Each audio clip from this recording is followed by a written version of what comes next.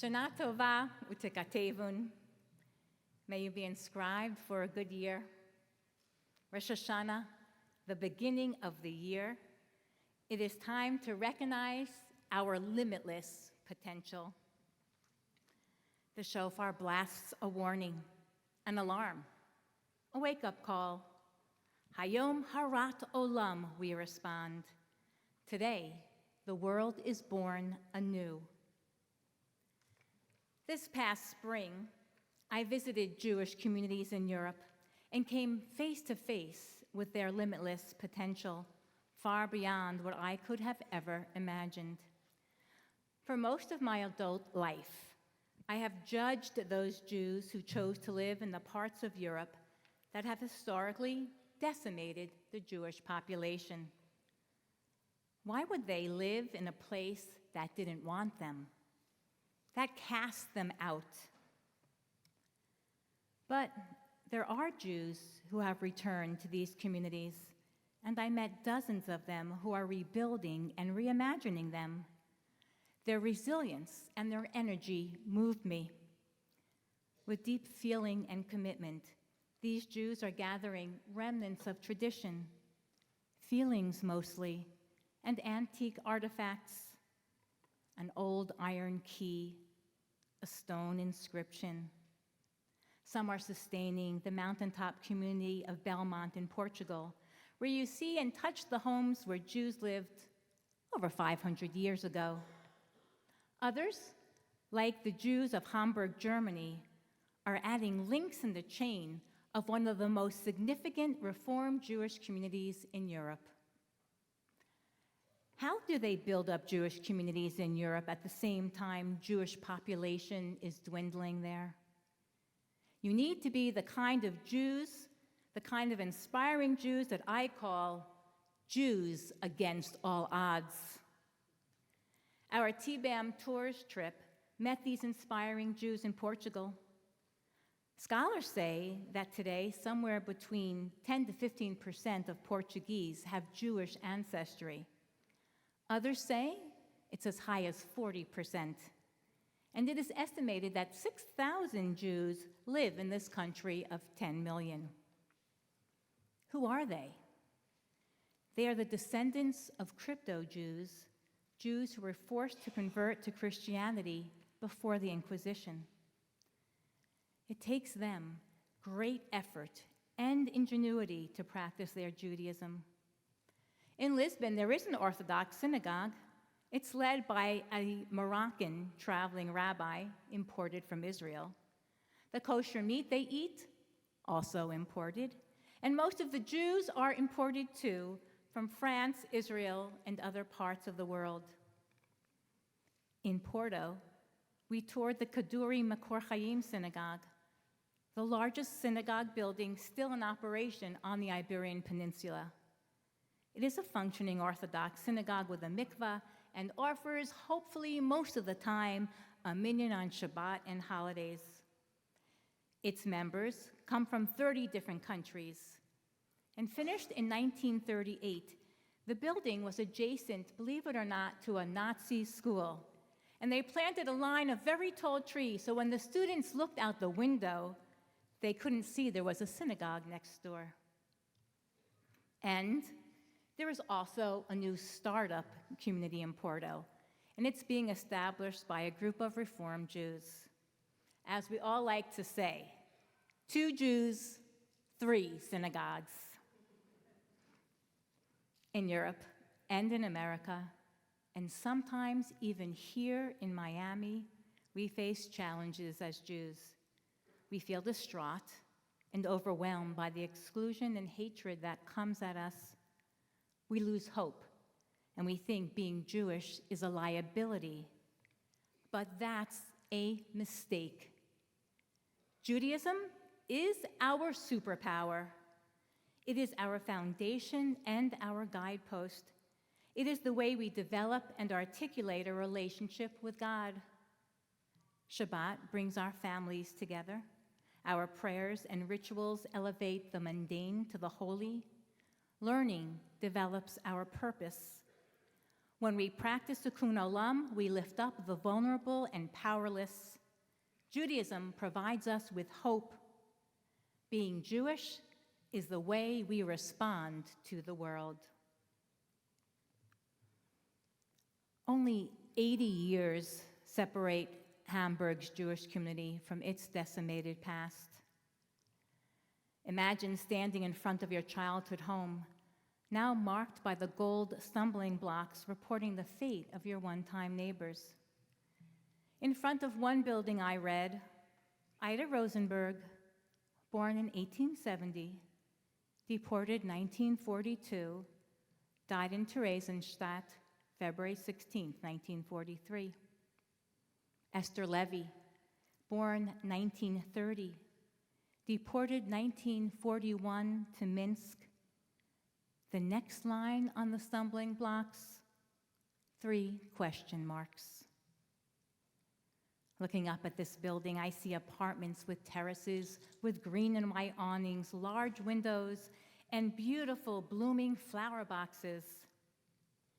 I wonder which residents coming in and out of the building on their way to work, the market, pickleball game, might live in the apartment where 62-year-old Ida lived, or 11-year-old Esther. Hamburg is still so complicated for Jews. Many synagogues that were once closed and nationalized have been given back to the Jewish community if they are still standing. But others are repurposed, and their Jewish origin is recognized only by a plaque on the wall saying the year the synagogue was established and how it stopped working in 1938.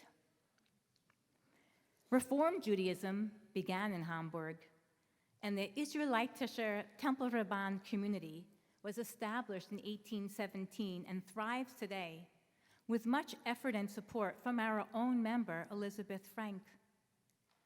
Most of that temple's members are former Ukrainian and Russian Jews who left the former Soviet Union when the Iron Curtain was lifted. They left to live in freedom, to live as Jews in Germany, less than 50 years after the end of World War II. And their new rabbi, who was also a cantor, grew up in the Ukraine and now leads the next generation of the Jews of Hamburg. I joined Elizabeth and her family at the dedication of the synagogue in memory of her husband, Stephen, where that community now calls home. They have taken the gym of the old Orthodox girls' school and made it a light-filled sanctuary, social halls, classrooms, kitchen, and a youth lounge in a modern, really attractive place. On Friday night, we danced and sang in Hebrew. On Saturday afternoon, after services, we had a Kiddush lunch prepared by the members. Russian potato salad and beet salad. And the woman who played the piano Friday night, well, of course, she's the one who made the beet salad for Saturday's lunch. Every moment was a mix of cultures and languages, sounds and tastes, all coming together to celebrate being Jewish. And yet, part of me wanted to say, "What are you doing here?" But after praying and singing and dancing and celebrating Shabbat with them, I understand. We all must return and do what Jews have always done, rebuild an even richer and more beautiful life. This is the season of return, a time of introspection, a time to examine our purpose as much as our actions. We have come here tonight to connect with each other, to be inspired by the words and the music, to renew our commitments.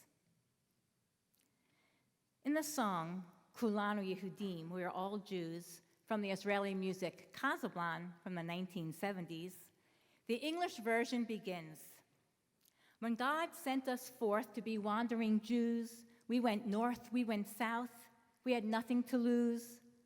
But one thing we knew, the day would arrive when we'd have to join hands if we want to survive." It continues with 2 Jews arguing in the marketplace. "You're a thief, you're a jackass." Their accents are different, their clothing is different, Oh, they look very, very different from each other. What kind of Jew are you? One asks the other. What kind of Jew are you?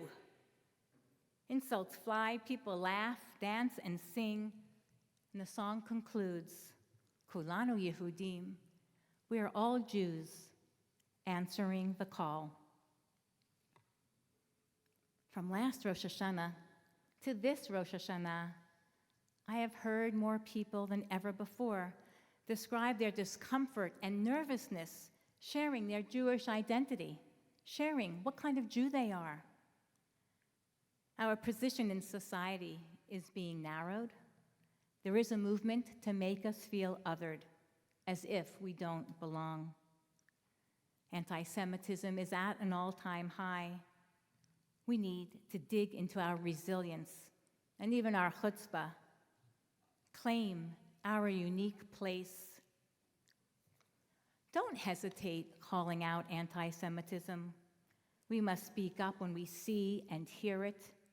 It has become commonplace in speech and online, not only tolerated, but now it's accepted as the truth.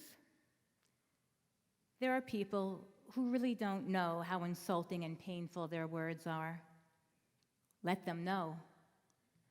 There are also people who do know, and their mission is to make their lives so practiced, so normalized, that they won't even be questioned. Question them.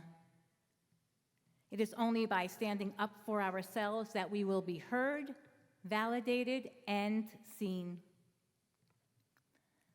Like the descendants of crypto-Jews, reclaiming the thread of Judaism that runs through them, like the former Russian and Ukrainian Jews making our heritage their own, we, who have every opportunity at our fingertips, need to emulate their resilience and their courage.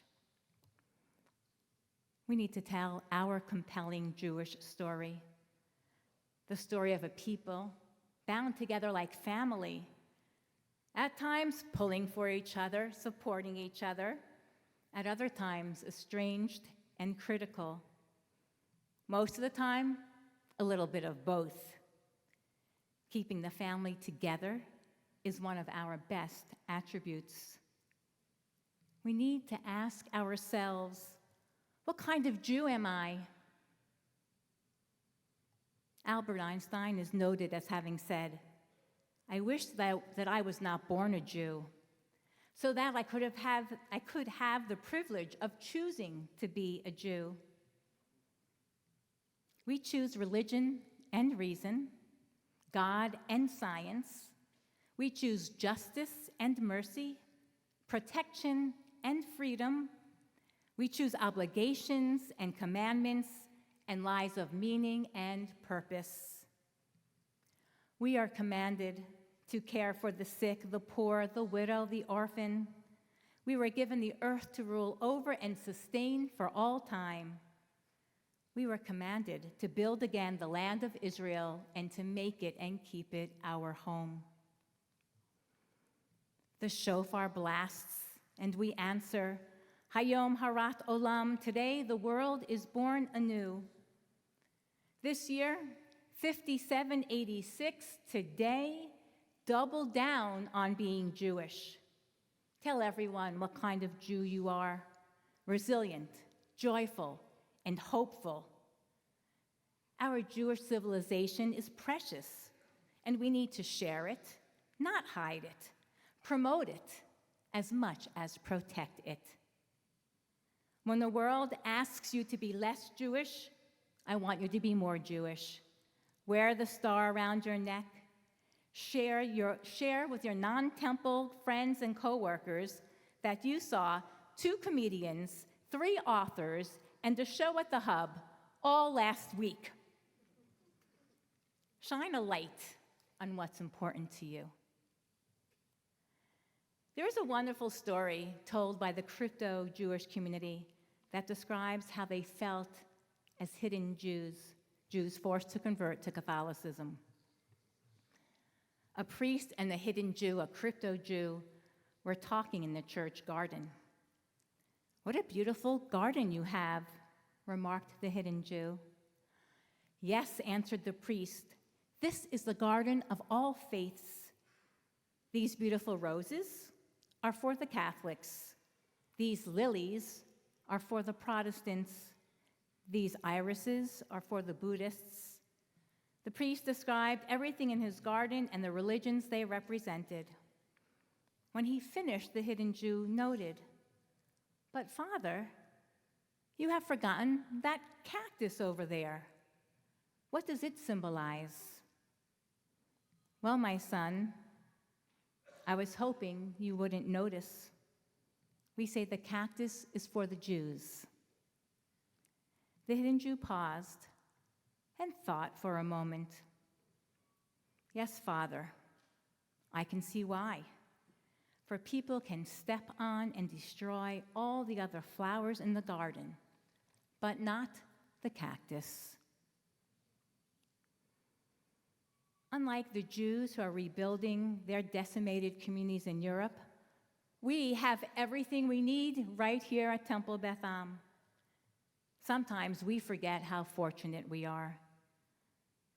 But even with all that we have, we need to make the effort, and we need to be determined to make our Jewish lives a priority. The shofar sounds and we respond. Today the world is born anew. Hayom harat olam.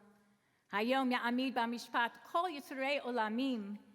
This day the whole of creation stands before you, O God, to be judged. God is asking us, what kind of Jew are you? Times are getting tougher. More is required of us. But we have limitless potential. It's Rosh Hashanah. We have limitless potential to stand tall, to support, to heal, to repair, to grow. What kind of Jews are we? Jews who answer the call. Am Yisrael Chai. Amen.